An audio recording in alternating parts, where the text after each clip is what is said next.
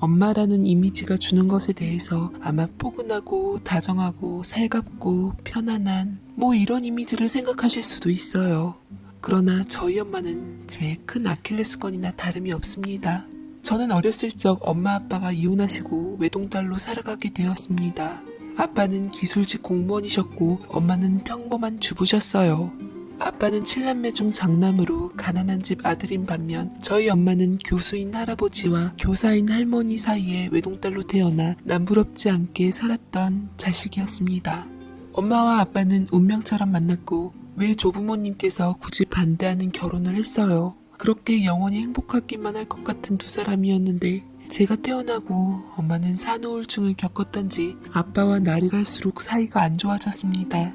어렸을 적에 기억하기로는 엄마 아빠가 다정했었던 적이 없었던 것 같아요. 아빠가 절 예뻐하는 걸 늘 못마땅해 하셨고 저한테 아빠에 대해 흉을 보기 시작했습니다. 저는 자연스럽게 아빠에게서 멀어졌고 엄마는 늘 절 데리고 외갓집에 간 후 머무는 시간이 점차 길어지기 시작했어요. 하지만 머지않아 할아버지가 돌아가시게 되면서 가세가 기울기 시작했고 그토록 믿고 의지했던 엄마의 친정이 무너지기 시작했습니다. 엄마의 우울증은 점차 더 심해졌고 엎친 데 덮친 격으로 기어코 아빠와는 이혼하시게 되었어요. 당시 제 나이 8살이었고 아빠가 마지막으로 엄마한테 법원에서 나오며 했던 말이 떠오릅니다. 현영이 잘 키워, 현영 엄마. 현영이 없으면 못 살 거라는 거 내가 누구보다 잘 알아서 포기하는 거야. 현영이 포기하는 대신 우울증 치료 잘 받고. 고양이 쥐 생각해주네요. 아무튼 우리 현영이 내가 알아서 잘 키울 테니까 신경 쓰지 말아요. 라고 제 손을 끌고 가버리셨습니다.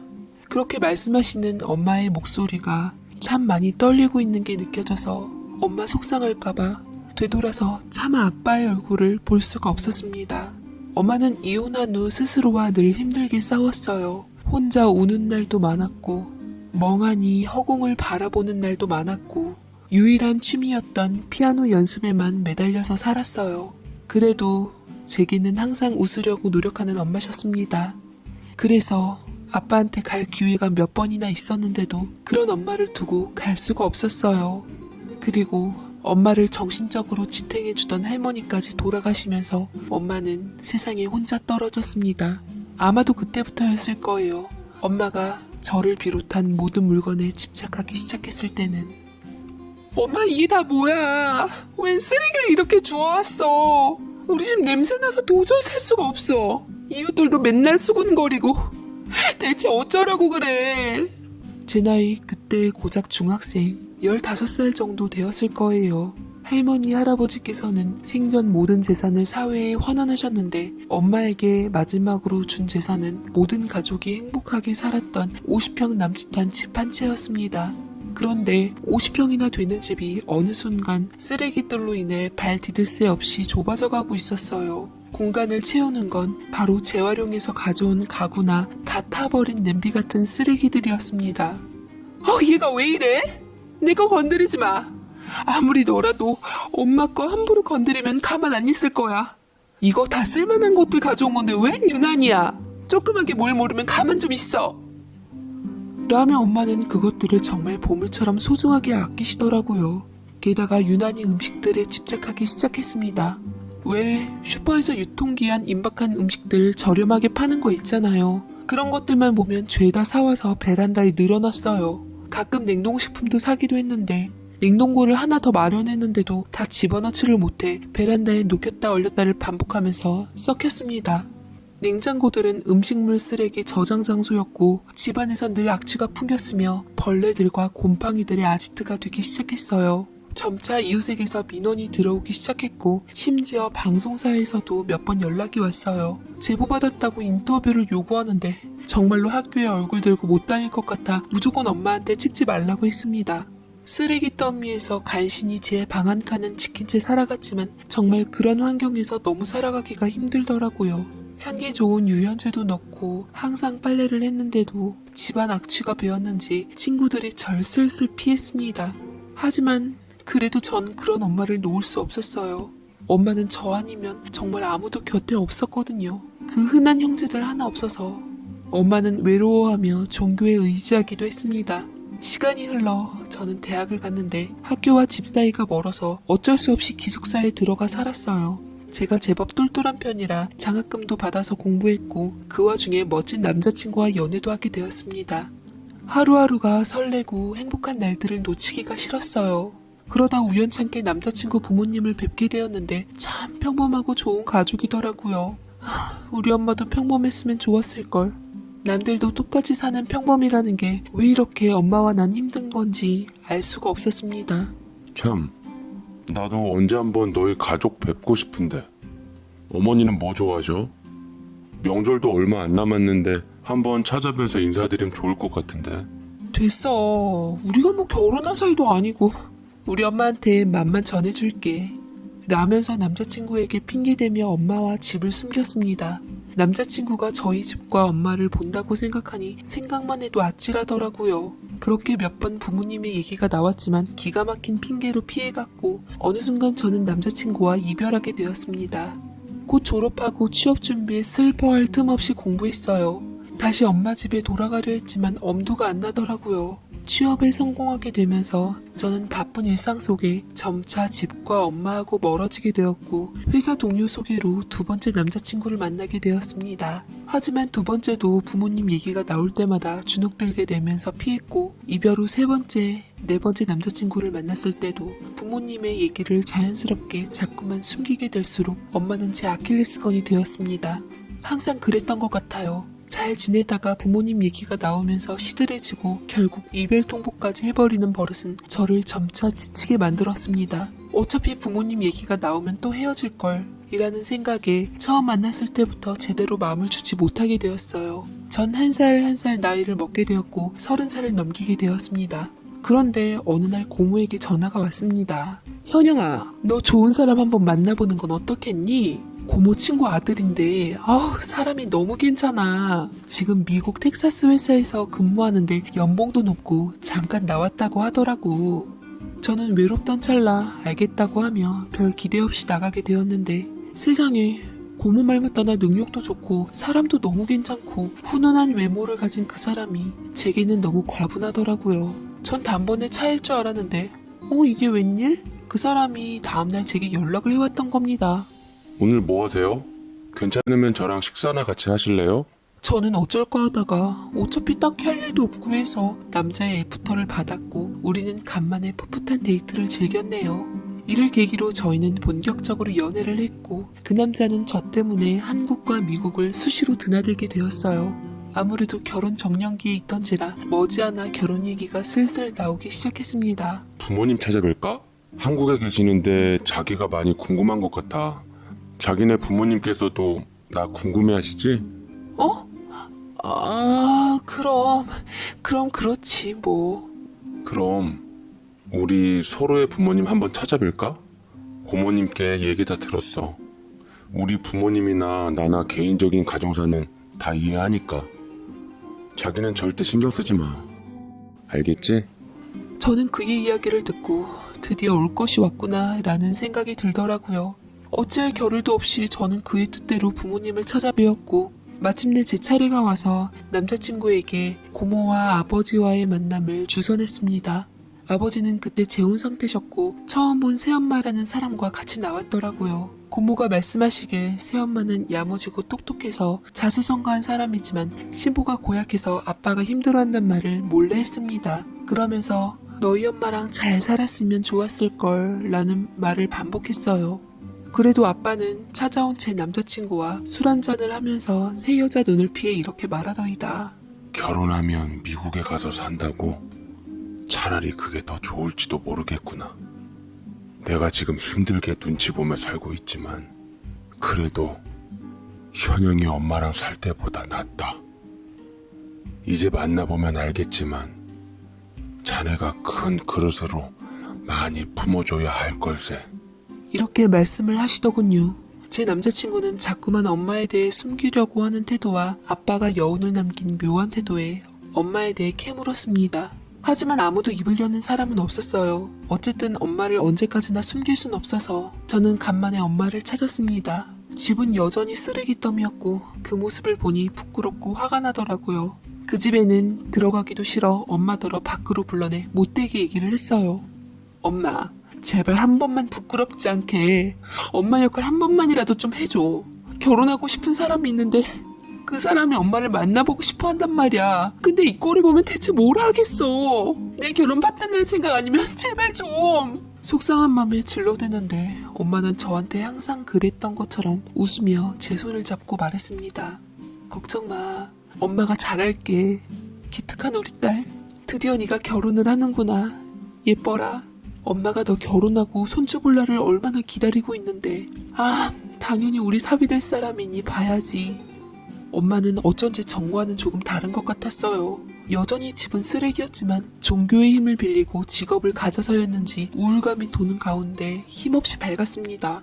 엄마의 손을 보니 거칠거칠하고 굳은 살이 다 배어있는데 마음이 아파 대체 어떤 일을 하냐고 했더니 그냥 엄마가 알아서 일한다고 하는 말로 돌렸습니다. 변변한 능력이 없어 수입 없던 엄마가 할머니가 조금이나마 남겨준 재산 몇 푼과 그 집을 담보로 계속 대출을 받으며 살다가 지금은 일한다고 했어요. 하며 제게 한다는 말씀이 그 집은 엄마가 너한테 꼭 남기고 하늘나라 갈 거야. 엄마가 못 모를 때 빚진 거 어떻게 해서든지 다 갚아서 온전히 너한테 물려줄 테니까 걱정하지 마. 라고 말씀하시는데 하마터면 눈물이 날 뻔했습니다. 엄마가 너무나도 부끄러웠지만 전 여전히 엄마를 사랑하고 있었어요. 저버릴 수 없었습니다. 저는 엄마에게 결혼 자금을 제외하고 나머지 돈을 엄마에게 좀 나눠줬고 엄마는 몇 번 사양했지만 그래도 형편이 어려웠던지 받긴 하더군요. 엄마가 늘 미안해. 엄마가 개성이 너무 강해서 너한테 피해주는 거 알지만 엄마도 어쩔 수가 없어. 그냥 이대로 살아야지 마음이 편해. 그냥 있는 엄마의 모습을 그대로 받아주면 안 될까? 라고 얘기를 하는데 엄마도 스스로와 싸우는 것이 힘겨워 보여 더 이상 가슴 아프게 독서를 쏟을 수가 없겠더라고요. 엄마는 최대한 단장하여 제 남자친구랑 만났고 무슨 죄인이라도 된 듯 남자친구의 눈조차 제대로 마주치지 못하고 어깨도 쭈그린 채 좋은 분위기를 망치지 않게 조심스럽게 대했습니다. 한때는 부잣집 집안 좋은 외동딸로 태어나 온갖 귀한 대접받으며 살아간 엄마가 왜 언제부터 이렇게 인생이 꼬이기 시작한 건지 같은 여자로서 사람으로서 마음이 아팠습니다. 예비신랑은 저희 엄마에게 좋게 말하더라고요. 어머님, 이제 현영이는 제가 지켜줄게요. 아무 걱정 마시고 저희 잘 지켜봐 주세요. 저희가 비록 미국에 가서 살긴 하지만 요즘 영상통화며 뭐며 잘 되어 있잖아요. 한국에 자주 나오도록 할 테니까 너무 서운해하지 마세요. 미국? 미국이라니 그게 무슨 소리예요? 아차! 신랑한테 미리 언질한다는 것을 잊은 걸 그제서야 알았습니다. 엄마한테 굳이 제가 결혼 후 미국에 간단 말을 하진 않았거든요. 엄마는 점점 표정이 굳어지기 시작하더니 고개를 젓고 예비신랑과 절 붙잡으며 소리치더라고요. 안 돼! 안 돼! 우리 현영이는 절대로 데려가면 안 돼! 현영이 너 미국에 가서 어떻게 살려고! 미국에 가서 산다 하면 이 결혼은 절대 안 되네. 현영이 너도 그래. 어떻게 엄마 혼자 뻔히 있는 걸 알면서 결혼해서 미국에 가서 살려고 하는데 왜 이렇게 너 이기적이야? 하고 예비신랑과 제 얘기는 들으려고도 하지 않은 채 자리를 벗어나려고 했습니다.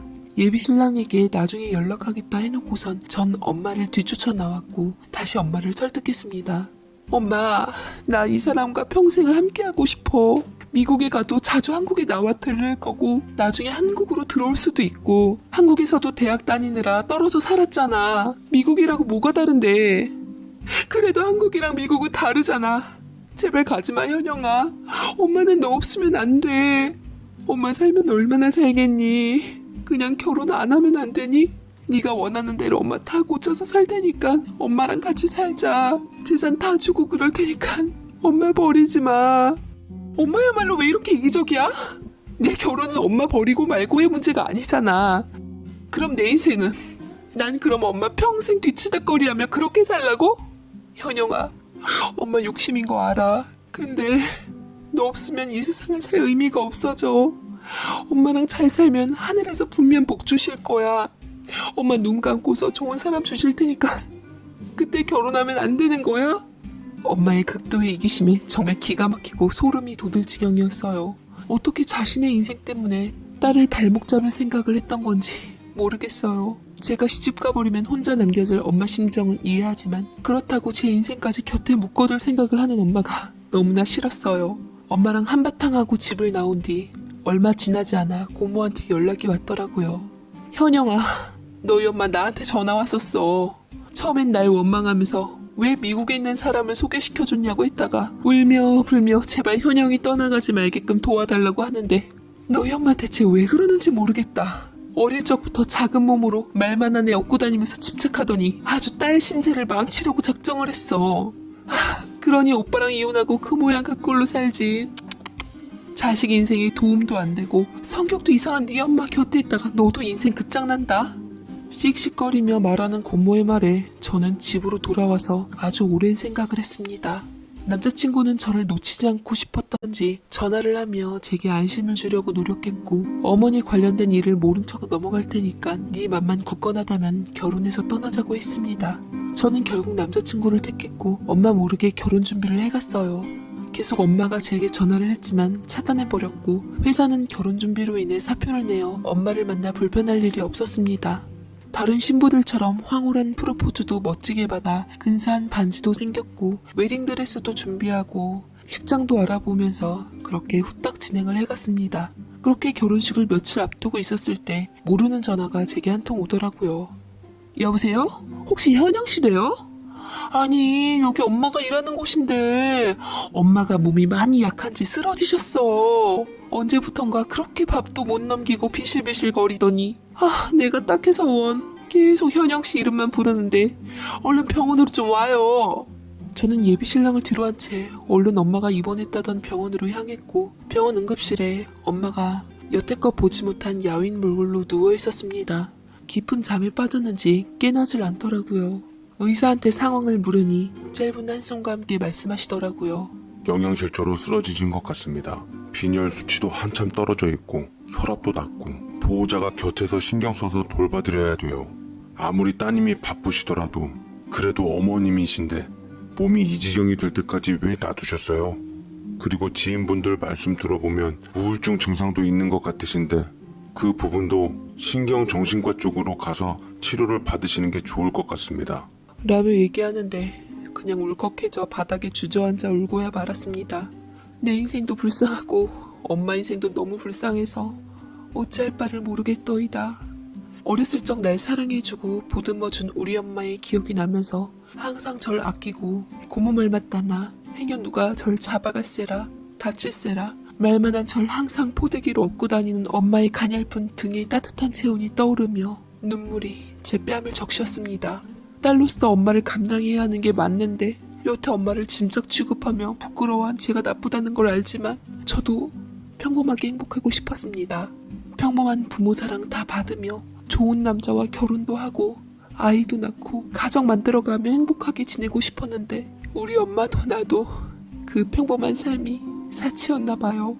엄마는 눈을 뜨자마자 절 찾으며 제가 곁에 있다는 것에 안도하고서 힘겹게 미소를 띄었습니다. 괜찮다고 말하려고 하는데 어쩌다가 스스로 혀를 깨물었는지 말을 못하더군요. 이면지에다 볼펜으로 글씨를 쓰며 가방을 찾아서 뭘 내미는데 알고 보니 통장이었습니다. 저는 엄마의 글을 읽고 나서 울음을 터뜨리고야 말았습니다. 엄마 괜찮으니까 이제 가도 돼 현영아. 엄마가 주변 분들 도움받아 다 치우고 집 팔았어. 이거 집 한 값이니까 결혼할 때 갖고 가. 미국에서 잘 살았으면 좋겠다 우리 딸. 라고 적혀 있었습니다. 통장 속에는 5억 정도가 있더라고요. 저는 부르트고 거친 엄마 손을 한참 보다가 이내 병실에서 나갔습니다. 도저히 마음이 불편해서 그 자리에 있을 수가 없었습니다. 밖에서 한참을 울고 들어와 그날 입원한 엄마를 병실에서 지켰고 다음날 같은 병원 신경정신과 교수님께 따로 진료를 보게 되었습니다. 엄마의 병명은 호더스 증후군이었고 다행히 더 이상 크게 진전되지 않은 채 통제할 범위에 있는 정도라고 하더라고요. 하지만 감정 기복이 심한 편이라 우울증이 있어서 항상 보호자가 곁에 있어야 하고 호더스 증후군에 관해선 엄마가 평생을 그렇게 살았기 때문에 뇌가 굳어져 이미 치료 시기를 놓쳤으니 나아지기도 힘들다는 말씀을 하셨습니다. 저는 결정을 해야만 했네요. 무책임하지만 예비신랑에게 모든 걸 솔직하게 얘기하고 결혼이 힘들 것 같단 말을 건네고야 말았습니다. 사랑했던 평생을 함께하고픈 그 사람의 손을 놓아야만 했습니다. 예비신랑은 의외로 무덤덤하게 대하더군요. 그래. 어쩐지 네가 그런 결정을 할 것 같아서 나도 미리 마음을 다잡고 있었어. 내가 모든 걸 품어주지 못한 남자라서 너한테 참 미안하다. 뒷일은 내가 잘 알아서 마무리 지을 테니까 행복하게 잘 살길 바랄게. 미안해. 라며 일어서는데 그를 보내고 카페에서 정말 하염없이 울었던 것 같아요. 결혼을 깬 건 저였는데 예비신랑이 깬 것처럼 해서 결혼식 준비에 들어간 비용과 위약금마저 예비신랑이 다 마무리 지어주었습니다. 저는 엄마가 준 5억으로 서울에서 벗어난 공기 좋은 곳에 소형 아파트 한 채를 구매했고 엄마를 집에 편히 모시며 같이 병원도 가고 치료에 힘쓰며 살기로 했습니다. 엄마는 저와의 약속을 지키기 위해 노력을 하는 것 같았지만 깨끗한 집에서 사는 것이 무척이나 불안해 보였어요. 그렇지만 주변 지인분들께서 엄마를 위해 기도해 주시고 많이 도와주신 덕에 엄마도 조금씩 마음을 열어가고 있습니다. 아직도 제 선택이 제 인생을 위해 잘한 것이라고 생각하진 않지만 제 인생만큼 제 어머니도 소중한 분이시기에 엄마의 밝아진 웃음을 볼 때마다 후회하지 않으려고 합니다. 엄마 뜻대로 엄마와 함께 남은 삶 같이 보내는 게 제가 자식으로서 할 도리겠죠. 결혼을 꼭 해야지 행복한 것도 아니고 언제까지나 엄마와 행복하게 잘 살아가려고 합니다. 제 사연 읽어주셔서 진심으로 감사드리고 여러분들도 늘 가족들과 행복하세요. 감사드립니다. 이상 사연 읽어주는 연인이었습니다. 저희는 또 다른 사연으로 찾아뵙겠습니다. 감사합니다. 짝꿍아, 이번 사연에 대해서 어떻게 생각해? 사례자님의 어머니께선 정말 어려운 결정을 했다고 생각해. 딸을 곁에 두고 싶었지만 딸의 행복을 위해서 집을 팔고 그 돈을 딸에게 주고 결국 미국으로 가서 살라고 말씀을 하시잖아. 근데 그 결정을 하기가 정말 너무 힘이 들었을 것 같아. 사연 내용 중에 결혼하지 말고 엄마 곁에 있으라고 하는 부분 있잖아. 어머니가 이기적이라고 그러는데 얼마나 무서우시면 그러셨겠어. 정말 그 흔한 형제도 없고 남편과 이혼하고 딸 하나 보고 사셨는데 그 딸이 미국에 간다고 하니까 정말 그 엄마는 세상에 아무도 없는 거야. 딸 미국에 가버리면. 난 사례자 어머님 그 마음이 이해가 가더라고. 사례자님이 그 엄마의 그 진심을 알기에 평생을 함께하고픈 남자와의 결혼을 포기하고 어머니와의 삶을 택했는데 난 사례자님을 응원하고 동갑내기 아내와는 늦은 나이 때 결혼을 해서 아들 하나 딸 하나 쌍둥이를 낳았지요. 아내는 늦은 나이에 시험관으로 힘들게 자식을 본 만큼 특별한 애정으로 아이를 기르려 했고 저는 그런 아내의 교육 방침이 마음에 들지는 않았습니다. 아내는 아이들이 뱃속에 있었을 때부터 똑똑하게 키워야 한다며 두뇌에 좋다는 오메가3 중심으로 챙겨 먹었고 고등학교 때도 담 쌓았다던 수학 문제집과 과학 문제집, 토익 영어 점수들을 높이면서 태교에 힘썼습니다. 뭐 하나 먹을 때도 거저 먹는 법이 없었고 인터넷으로 영양성분 하나하나 따져가며 먹었는데 아이가 태어난 후에도 모유가 두뇌 발달에 좋다며 부족한 양을 억지로 늘려가며 영양성분을 위해 본인이 먹는 것까지 다 신경을 써주었습니다. 이번 주는 호두랑 고등어, 달걀 중심으로 먹어야겠어.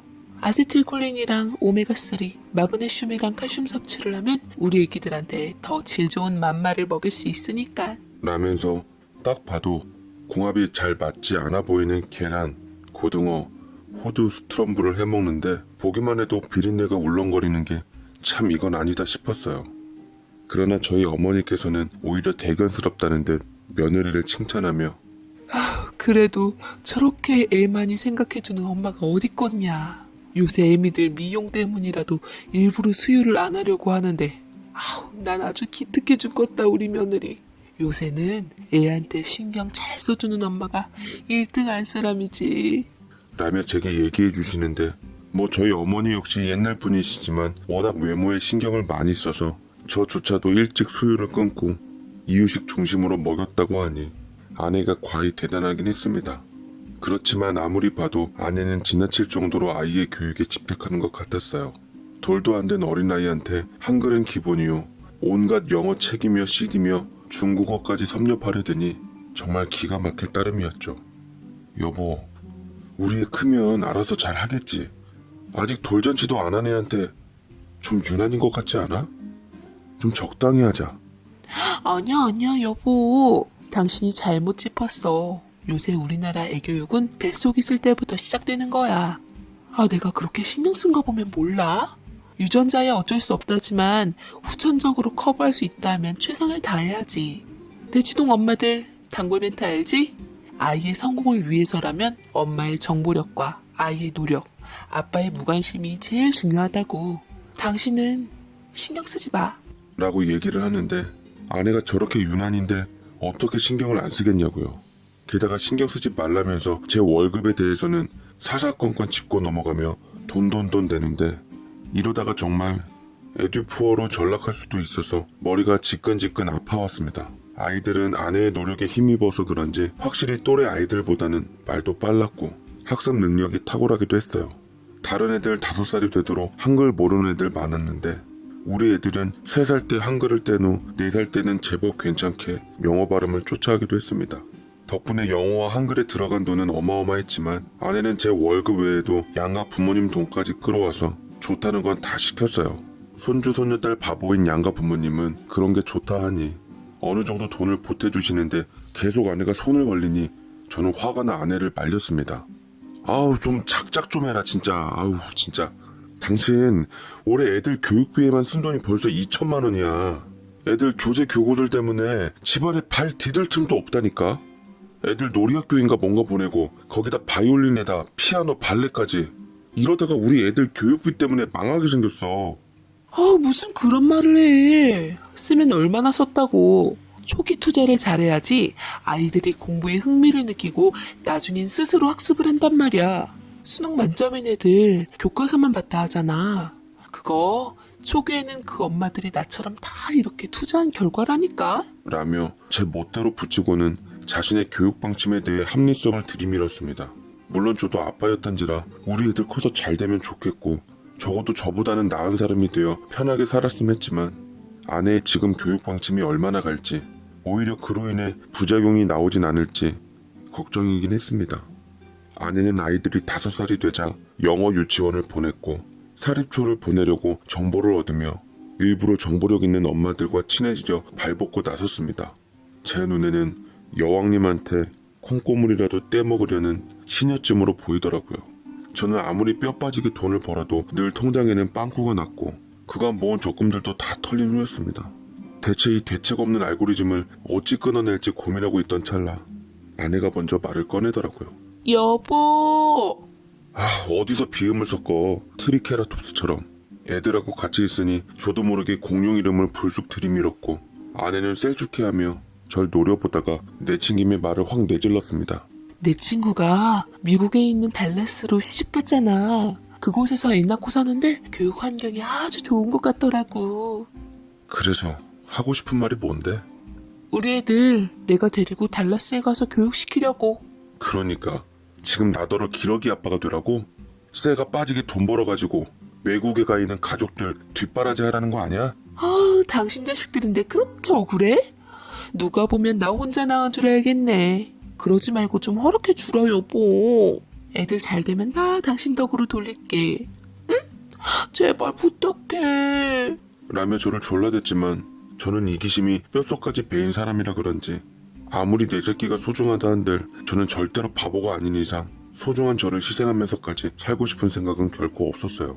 원체 기러기 아빠에 대해서 안 좋은 것들만 많이 봐와서인지 불구덩이에 절 희생하고 싶은 마음은 도저히 안 생기더라고요. 그렇지만 아내는 저의 완강한 반대에도 불구하고 친정집과 시댁을 오가며 교육에 대한 열정 아래 현란한 말로 바람을 잡았고 얼마나 언변이 좋은지 끝내는 양가 부모님들 아내에게 꼴딱 넘어가 버려 저 대신 아이들의 뒷바라지를 어느 정도 지원해 주시기로 했습니다. 저는 어머니께 왜 그러셨냐고 닥달을 해대니 저희 어머니께서는 도리어 제게 말씀하시길 어휴, 애미가 딱 보니 애들 위해서 지 인생 희생하면서 살기로 한 게 보이더라고. 부모가 돼서 어떻게 나 몰라라 하겠냐. 저거 어릴 적부터 애들한테 정성을 다하는 것 보면 가슴 아파 눈물이 난단께. 너도 딱 3년만 고생하고 네 식구들 잘 받아들여. 뻗팅기지 말고. 라고 하시는데 아내가 애들 본격적으로 초등학교 들어가기 전까지만 영어 교육 때문에 외국 나간다는 얘기를 했다더군요. 비싼 돈 주고 영어 유치원 보내느니 차라리 외국에 가서 익히겠다며 분명 학교 들어가기 전까지만이라고 약속하고 기어코 절 떠나고야 말았습니다. 팥쥐 같은 여편네 같으니 미국 갔다 와선 남편 그리워서 콩쥐돼서 오기를 간절히 바랬더랬죠. 사실 기러기 아빠가 되면 TV에서나 비출 법한 홀로 라면만 끓여 먹고 텅 빈 집안에서 쓸쓸하게 앉아있다가 돈 벌면 다 아내와 아이들에게 붙여주고 서럽게 살 거라고 생각했는데 이게 웬걸? 아내와 아이들이 없으니 그야말로 제 세상이 아니겠습니까? 제가 멋대로 해도 누구 하나 잔소리할 사람도 없고 눈치 볼 사람도 없으니 아내가 없는 지금이 곧 제겐 천국이더라고요. 저는 아내가 없자 해보고 싶었던 일들을 했습니다. 안 씻고 양치질 안 하고 자기, 휴일날 애들 생각 안 하고 하루 종일 자다 뒹굴뒹굴 굴러다니기, 요리 솜씨 안 좋은 아내, 어설픈 건강식보단 맛 좋은 인스턴트 냉동식품이 연일 내내 제 입을 즐겁게 하니 뜻밖의 신세계에 전 하루하루가 너무나도 행복했습니다. 임자 없는 친구들을 불러 밤새 부어라 마셔라 하다가 얼마 전 돌싱이 된 한 녀석이 취했는지 엉뚱한 말을 하더라고요. 야, 재수씨 없을 때가 어쩌면 기회 아니냐? 자식아, 이 기회에 실컷 놀아봐. 이게 아무 때나 누릴 수 있는 자유인 줄 알아? 됐거든. 지금 나더러 돌싱의 세계로 인도하는 거냐? 한순간의 실수로 내 가정을 망가뜨리고 싶진 않다. 라며 제 입장을 단호하게 밝히니 저더러 재미없다는 듯 술을 마셔들고 당황스러운 얘기들을 꺼냈죠. 야, 지금 네 아내라고 네 맘대로 될 줄 아냐? 그곳에서 분명히 네 와이프 눈 돌아가게 할 사람 있을 텐데 그때 후회하지 말고 제때제때 실속 챙겨 임마. 라면서 자꾸만 저를 쿡쿡 찌르더라고요. 저는 절대로 내 아내가 그럴 사람이 아니라는 것을 친구들에게 일러두기 위해 공개적으로 아내에게 영상통화를 했고 몇 번 시도 끝에 어렵게 아내가 받았습니다. 휴대폰 화면 속에서 보인 내 아내는 간만에 봐서 그런지 참 예쁘더라고요. 그곳에서 적응도 힘들었던지 살도 좀 빠져 보였고 반면 아내 없는 생활을 즐겼던 저는 무려 4kg나 찐 상태였습니다. 아내는 반갑게 절 맞이했습니다. 여보, 어쩐 일이야? 당신이 연락을 다 하고 나랑 우리 애들 어떻게 사는지 궁금하긴 했어. 에이, 당신이 알아서 잘하고 있겠지. 걱정 안 해서 연락 안 한 거야. 지금은 당신이 순수하게 보고 싶어서 연락한 거라고. 지금 거긴 몇 시지? 괜찮으면 애들 좀 바꿔봐. 라고 하니 이미 애들은 종일 스케줄을 소화해서 일찍이 잠이 들었다고 말했고 저는 피곤함에 잠들었다던 아직 어린 내 아이들이 정확히는 엄마 욕심 때문에 한창 놀 나이에 힘들어한다는 게 마음이 아팠습니다. 끝까지 말리지 못한 저 스스로가 원망스러웠어요. 근데 잠시 한눈판 사이 옆에 있던 친구가 갑자기 눈을 비볐습니다. 뭐야? 뭐지 저거? 너 방금 봤어? 라고 얘기를 하는데 친구 녀석은 뭘 봤는지 눈이 갑자기 휘둥그레지며 귀신이라도 본 모양새로 혹시 화면을 돌릴 수 있냐고 얘기했습니다. 이게 뭔 동영상도 아니고 영상통화하는데 어떻게 돌릴 수 있냐고 얘기했고 친구는 그저 아니라며 사실대로 실토를 하는 대신 고개를 연이어 갸웃거렸습니다. 저는 내 새끼들 얼굴 한번 못 보고 전화를 끊은 채 친구들과 널브러져서 잠들어 버리고 말았더랬죠. 근데 그 다음날 쓸데없는 대출 광고 전에 달달한 잠이 깨어서는 승질을 내며 스팸 문자들을 지웠는데 우연치 않게 저희 단톡방 안에 술김에 상황극까지 한 친구가 찍은 동영상이 올라와 있는 게 아니겠어요? 동영상을 올린 친구도 술에 많이 취해 있어서 그냥 올린 것 같은데 몇몇 섬뜩한 답톡들이 올라와 있더라고요. 좀 이상한데?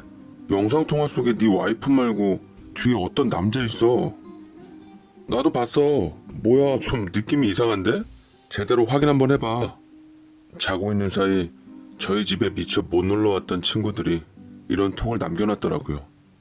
이게 뭔가 싶기도 하고 해서 저는 얼떨떨한 맘에 동영상을 다시 돌려보았는데 그때 저는 도저히 믿을 수 없는 광경을 보고야 말았습니다.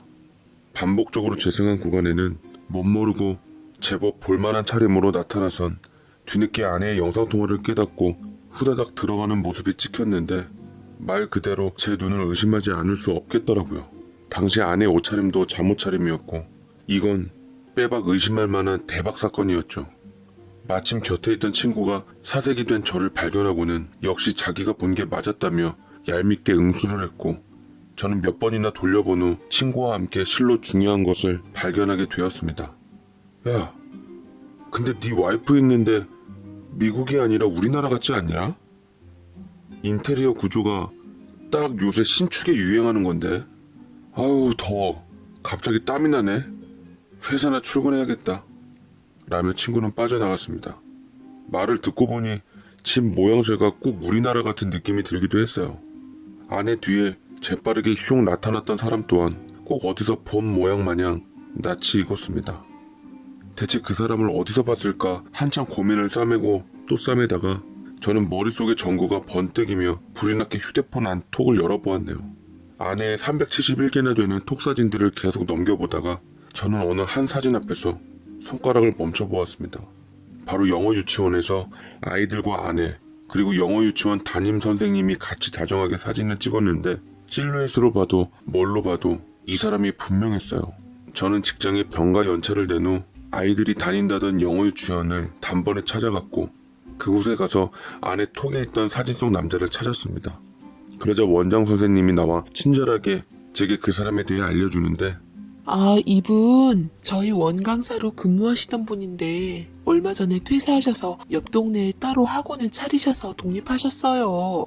어제도 잠깐 만났는걸요. 달라스에서 공부하신 분이라 평소 나수 연수 어머니하고도 친해서 달라스로 어학연수 결정을 하신 걸로 아는데 아버님께서는 모르셨어요? 라고 하는데 아니 이게 무슨 말입니까? 원장과 어제도 만났다고 하던 그 강사는 분명 아내의 영상통화 속에 멋모르고 등장한 게 분명한데 그럼 설마 아내는 그 강사랑 여태 같이 한국에 있었다는 소리란 말입니까? 저는 어딘지 모를 쎄한 느낌이 들어 혹시나 그 강사가 운영한다던 학원이 어디냐고 조카가 관심이 있다며 행여 눈치채서 미리 연락이 가질 않게 분노를 온몸으로 삭히며 얘기를 건넸고 곧 정보를 입수했습니다. 저는 이를 바득바득 갈며 운전을 하고는 강사가 오픈했다던 학원을 찾았는데 등잔 밑이 어두웠는지 생각보다 멀지 않았고 당장에 모든 걸 부숴버릴 기세로 쳐들어갔죠.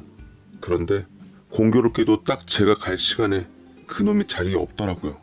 멋모르는 직원은 오늘 대표님께서 몸이 안 좋으시다며 결근하셨으니 중요한 일이 있으면 메모 남기겠단 말을 했고 저는 초조한 나머지 증거를 잡기 위해 직원에게 돈까지 찔러주며 강산의 집 주소를 알아내었습니다. 얼마 전에 신축한 고급 오피스텔이라고 알려진 곳에 살고 있더라고요. 저는 심호흡을 깊이 하며 마스크를 하고 택배원인 척 혹여나 목소리까지 변조해 배를 눌렀는데 되돌아오는 익숙한 목소리에 온몸에 소름이 돋을 지경이었습니다. 택배 그 앞에 두고 가시면 돼요. 라고 얘기를 하며 끊는데 이건 제 아내 목소리가 틀림없었죠. 저는 부들부들 몸을 떨고 다시금 배를 누르며 등기 택배라서 고객님의 사인이 필요하다는 핑계로 잠시 문을 열어줄 것을 요구했는데 귀찮다는 듯 머리에 잔뜩 구리풀을 말고 가운 차림으로 나온 여자는 혹여나가 역시나 제 아내가 맞았습니다. 여보, 어떻게 여길? 귀신을 본 듯 새하얗게 질려버린 아내의 손을 이끌고 거침없이 안에서 그 왼수 같던 놈을 찾았고 대낮부터 무슨 짓들을 벌일 요양인 건지 식탁에 분위기 좋은 와인과 만찬이 늘어져 있었습니다. 초대받지 못한 손님답게 요리를 하고 있던 그놈의 멱살을 붙잡은 후 내동댕이 쳐버렸고 아내 역시 그놈 곁으로 확 밀어버렸어요. 고깝게 실이 그 와중에서도 강사는 아내가 다친 곳이 있나 확인한 후 대뜸 일어나 꼴갑지 않은 로맨스를 펼치대요. 칠 거면 날 쳐요. 남자씩이나 돼서 내 여자 건드리지 말고. 이러니까 시윤 씨가 남편이라면 몸서리를 치지. 잘 좀 사세요. 네? 불륜남 주제에 감히 저더러 잘 살아라며 훈수까지 두는데 참으로 뻔뻔스런 작태이더이다. 놀구들 자빠졌네. 내 여자? 왜 내 마누라가 네 여자냐? 나더러 지금 잘 살라고? 넌 그럼 잘 살아서 불륜남으로 남의 와이프랑 이러고 있냐? 어디서 불륜남 따위가 고 입을 나불대? 싹싹 빌어도 시원찮을 판에 너 아주 딱 걸렸어. 아주 가만 안 둘 줄 알아. 너 일로 와. 라며 그놈 노란 머리채를 잡아 뒤 흔들어 놓고 가뜩이나 머리숱 없어 보이는데 그 머리털 몽땅 뽑아버려 드문드문 비워놨습니다. 아내가 다짜고짜 앞서 말리는데 차마 아이들 엄마인 아내 머리채까진 못 잡겠더라고요. 분한 맘에 언제부터 둘이 그런 건지 씩씩대며 물으니 아이들 영어 유치원 입학하면서 만났는데 아이들 교육 문제로 상담하다 점차 가까워졌고 그렇게 돌이킬 수 없는 내로남불은 시작되었다 합니다. 뭐 됐고 전 애들은 지금 어딨냐고 아내한테 다그치니 아내는 최소한 부끄러움은 알았던지 울면서 제게 무릎 꿇고 빌며 차근차근히 얘기하더라고요. 우리 애들 지금 달라스에서 홈스테이 하고 있어. 이 사람 부모님께서 그곳에 계셔서 교육받고 있는데 친손주처럼 잘 보살펴 주시더라고. 얼마 전까진 나도 같이 있었는데 음식도 입에 잘 안 맞고 고국에 대한 향수 때문에 이 사람 배려로 돌아올 수밖에 없었어. 당신은 나 한 번이라도 이해해준 적 있어? 평소 나와 우리 애들한테 관심조차 없었잖아. 내 맘 알아주고 보듬어준 사람은 당신이 아니라 이 사람이었다고. 당신한테 미안하지만 나 이 사람 사랑해. 라는데 이 여자가 뭘 하나 싶었습니다. 언제나 아빠의 무관심이 자식 교육의 최고라면서 할 땐 언제고 이제 와서 관심 타령이니 저는 믿었던 아내에게 큰 배신감이 느껴져 피가 거꾸로 솟는 것 같았고 갱생불가한 자포자기 심정 아래 그것도 됐고 그럼 그토록 당신이 애지중지했던 우리 아이들을 어떻게 했으면 좋겠냐는 말에 아내는 눈물 아래 꺽꺽거리며 답했습니다. 맘 같아선 내가 둘 다 키우고 싶지만 그냥 당신이 원하는 대로 해. 내가 애들보다 이 사람을 선택했는데 우리 아이들을 볼 면목이 뭐가 있겠어. 다만 당신이 우리 애들 키운다고 해도 우리가 어떤 이유로 헤어졌는지 엄마에 대해 부끄럽게 얘기하진 않았으면 좋겠어. 자라나는 자존감 형성에 괜히 잘못되면 나 정말 못 살 것 같아. 꼴의 이 상황에서도 자식 걱정한다던 아내의 입에서 나온 위선적인 말에 기가 찬 저는 당장에 달라스에서 아이들을 데려왔고 양가 부모님께 조용히 이 사실을 알리고는 이혼하게 되었습니다. 무엇보다 며느리를 아끼고 사랑하셨던 저희 어머니 충격이 이만저만이 아니시더라고요. 오히려 한바탕 그 어학원에 가서 강사와 아내의 머리채를 한 번 더 줘 뜯어놓은 후 주변에 소문을 퍼뜨려 갚아준 건 어머니셨습니다. 결국은 어학원은 오픈한 지 얼마 되지 않아 망해버렸고 한국에서 도저히 얼굴을 들고 다닐 수 없었던지 결국 그놈과 함께 한국을 떠나고야 말았네요. 애들이 엄마에 대해 말할 때마다 아이들을 생각해 어금니 꽉 깨물고 엄마에 대해 되도록 좋게 얘기해주며 말 잘 들으면 엄마 조만간 우리 애기들 보러 오실 거라 말했는데 그때마다 얼마나 마음이 아픈지 모릅니다. 여전히 잘 때마다 엄마를 찾는 아들과는 달리 딸내미는 절 안아주며 난 아빠를 세상에서 제일 사랑한다며 난 엄마 안 보고 싶으니까 우리 가족 이렇게 잘 살자고 6살짜리 입에서는 도저히 생각지도 못할 말이 나오는데 아이를 붙잡고 눈물을 쏟고 말았네요. 전 우리 애들이랑 보란듯 행복하게 잘 살 거고 그릇된 선택을 한 그 여자를 후회하게 해주고 싶습니다. 생떼 같은 어린 자식들 떼놓고 교육 핑계로 사랑이라는 이름 아래 바람이나 난 여자 앞길에 부디 꽃길 대신 철퇴가 내려지길 바라며 제 한서른 사연은 이만 줄이겠습니다. 제 사연 읽어주셔서